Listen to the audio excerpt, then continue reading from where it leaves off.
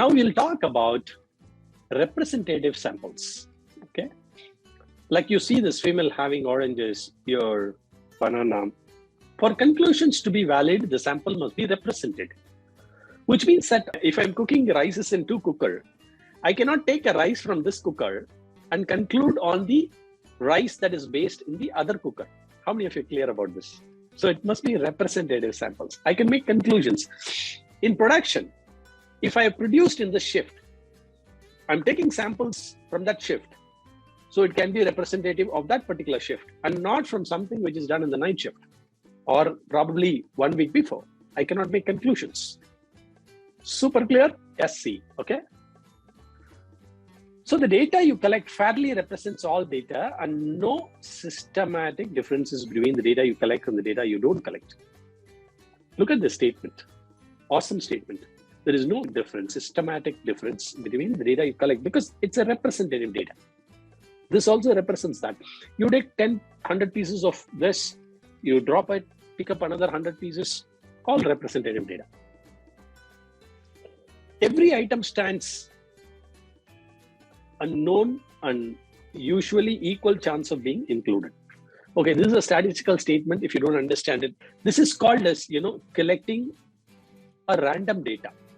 You're not collecting a biased data. For example, when you're picking up apple from the stores, do you collect random apples or biased apples? If you go to the market, you're picking apples. Do you collect a random apple or biased? Biased because you want to pick the best of best apples, right? I don't know. It depends upon your mindset. But generally, people try to pick up some good ones, right? Good ones. Any small damage you don't pick up. That's called biased data.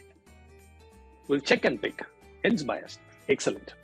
Okay, Sheetal, have you been to vegetable market and pick up some tomatoes? If you pick up tomatoes, do you pick up good tomatoes or anything that comes to your hand and then take 1 kg? So good ones, right? That is called bias. Okay.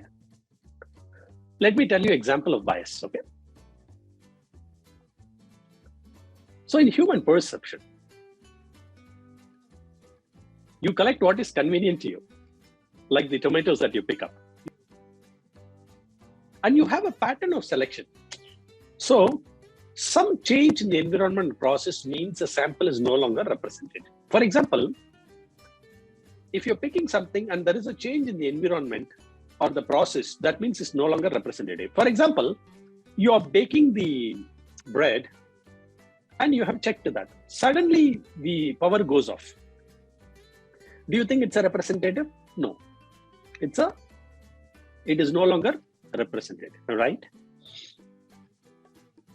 Non-response, faulty measurements, and sampling executed improperly. Okay.